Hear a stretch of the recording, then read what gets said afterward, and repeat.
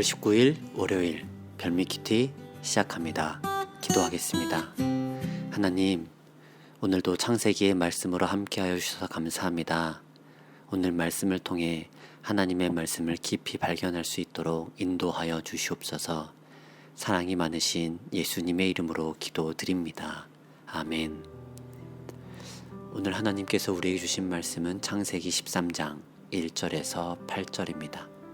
창세기 13장 1절에서 8절 말씀입니다. 아브람이 애굽에서 그와 그의 아내와 모든 소유와 롯과 함께 네겝으로 올라가니 아브람에게 가축과 은과 금이 풍부하였더라. 그가 네겝에서부터 길을 떠나 베델에 이르며 베델과 아이 사이 곧 전에 장막 쳤던 곳에 이르니 그가 처음으로 제단을 쌓은 곳이라.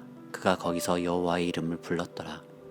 아브람의 일행 롯도 양과 소와 장막이 있으므로 그 땅이 그들이 동거하기에 넉넉하지 못하였으니 이는 그들의 소유가 많아서 동거할 수 없었음이니라. 그러므로 아브람의 가축의 목자와 롯의 가축의 목자가 서로 다투고 또 가나안 사람과 브리스 사람도 그 땅에 거주하였는지라. 아브람이 롯에게 이르되 우리는 한 친족이라 너나 나나 내 목자나 내 목자나 서로 다투게 하지 말자. 내 앞에 온 땅이 있지 아니하냐. 나를 떠나가라. 내가 좌하면 나는 우하고 내가 우하면 나는 좌하리라. 이에 롯이 눈을 들어 요단 지역을 바라본즉 소알까지 온 땅에 물이 넉넉하니 여호와께서 소돔과 고모라를 멸하시기 전이었으므로 여호와의 동산 같고 애굽 땅과 같았더라. 그러므로 롯이 요단 온 지역을 택하고 동으로 옮기니 그들이 서로 떠난지라. 아브람은 가나안 땅에 거주하였고 롯은 그 지역의 도시들에 머무르며 그 장막을 옮겨 소돔까지 이르렀더라. 소돔 사람은 여호와 앞에 악하며 큰 죄인이었더라. 롯이 아브람을 떠난 후에 여호와께서 아브람에게 이르시되 너는 눈을 들어 너 있는 곳에서 북쪽과 남쪽 그리고 동쪽과 서쪽을 바라보라. 보이는 땅을 내가 너와 내 자손에게 주리니 영원히 이르리라. 내가 내 자손의 땅이 티끌 같게 하리니 사람이 땅의 티끌을 능히 셀 수 있을진데 내 자손도 세리라. 너는 일어나 그 땅을 종과 횡으로 두루 다니며 보라. 내가 그것을 내게 주리라. 이에 아브람이 장막을 옮겨 헤브론에 있는 마므레 상수리 수풀에 이르러 거주하며 거기서 여호와를 위하여 제단을 쌓았더라. 아멘. 이것은 주님의 말씀입니다. 오늘 본문 말씀은 그동안 아브람과 함께 했던 롯이 아브람을 떠나 두 사람이 헤어지게 되는 장면입니다. 아브람은 하나님께서 인도하신 가나안 땅에 들어와 살다가 기근 때문에 애굽으로 내려갔습니다. 이제 애굽에서 다시 가나안 땅 베델로 올라옵니다. 이때 아브람은 많은 가축과 은과 금이 풍부하게 되었고 조카 롯도 마찬가지로 많은 가축과 재산이 생겼습니다. 자, 그렇게 되자 문제가 벌어졌습니다. 아브람의 가축을 치는 목자들과 롯의 가축을 치는 목자들 사이에 다툼이 벌어진 것입니다. 서로 좋은 목초지를 차지하려고 하였고 서로 우물 사용에 대한 우선권을 가지려 하였습니다. 그러다 보니 두 사람의 목자들 간에 다툼이 자주 벌어지는 것입니다. 아브람은 목자들 간의 다툼이 자신과 조카 롯과의 다툼으로 번질 수 있는 것을 우려했고 결국 서로 헤어질 것을 제안했습니다. 그런데 이때 아브람의 제안은 의외였습니다. 9절에 보면 내 앞에 온 땅이 있지 아니하냐. 나를 떠나가라. 내가 좌하면 나는 우하고 내가 우하면 나는 좌하리라 라고 합니다. 보통 이런 경우 우선적인 선택권은 연장자, 공동체의 지도자에게 있습니다. 하지만 그는 자신의 선택권을 포기하고 롯에게 먼저 선택할 수 있게 한 것입니다. 아브람은 왜 그렇게 제안한 것일까요? 오늘 본문 바로 앞에 있는 베델에 살던 아브람이 애굽으로 내려가는 장면이 나옵니다. 그가 하나님이 인도하신 베델을 떠나 애굽으로 간 이유는 그 땅이 기근이 심하였기 때문이었습니다. 그렇게 애굽으로 내려간 아브람은 애굽 사람들에게 자기 아내 사레를 누이라고 소개하였습니다. 그런데 사레가 굉장히 아름다운 여인이었고 그래서 애굽의 바로는 사레를 취하기 위해 아브람에게 많은 목축들을 지불하고 사레를 자기 궁전으로 데리고 갔습니다. 그러자 하나님께서는 바로에게 사레가 아브람의 누이가 아니라 아내라는 것을 알게 해주셨고 바로는 아브람에게 사례를 데려가도록 하고 아브람 일가를 떠나게 했습니다. 하마터면 아내 사례를 잃어버릴 뻔하였고 아브람과 사례를 통해 이루어질 하나님의 계획이 깨질 뻔했습니다. 아브람은 이 사건을 경험하며 자신이 얼마나 어리석은 선택을 하였는지 깨달았습니다. 하나님이 보내신 가나안 땅에서 기근을 만났을 때 하나님의 도우심을 구하지 않았습니다. 하나님의 뜻이 무엇인지 묻지 않고 좋은 선택을 한 것입니다. 아브람은 애굽에서 공경을 당하고 돌아오면서 모든 일에 자기 지혜로 또는 사람들이 하는 방식으로 선택하고 행하는 것이 아니라 하나님께 모든 선택을 맡기고 모든 삶의 문제에 있어서 하나님께서 주도하시는 대로 행해야 할 것을 깨닫게 되었습니다.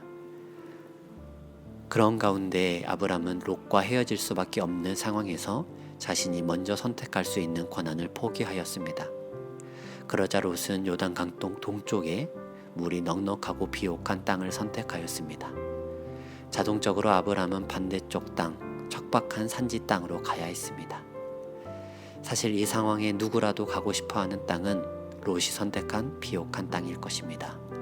아브람 역시 그 땅으로 가고 싶었을 것입니다. 하지만 아브람은 모든 것을 하나님께 맡기고 하나님께서 자기 길과 자신이 살아야 할 곳을 예비하시고 인도해 주실 것을 믿었습니다. 자신의 선택보다 하나님의 인도하심이 확실하고 옳은 길임을 믿고 눈앞에 손해를 두려워하지 않았습니다. 하나님께서는 그런 아브람에게 동서남북 보이는 땅을 너와 내 자손에게 주리라. 내 자손이 땅의 티끌처럼 셀 수 없이 많아질 것이라고 약속을 확인해 주십니다. 결국 아브람과 그의 자손, 하나님의 약속된 것을 누리는 복을 받게 됩니다. 성도 여러분, 하나님은 우리 삶의 인도자이십니다. 우리를 위한 선하신 계획을 가지고 있습니다. 그렇게 살아가는 동안 항상 하나님의 인도하심과 계획하심을 먼저 생각하고 하나님의 뜻을 구하며 그 뜻하심과 인도하심을 따라야 합니다. 그것이 가장 선하고 옳은 길이며 하나님의 복을 누리는 길인 것입니다. 매일매일의 삶을 주님께 맡기며 의지하는 자에게 주시는 하나님의 복이 충만하게 되어지기를 주님의 이름으로 축원합니다. 기도하겠습니다.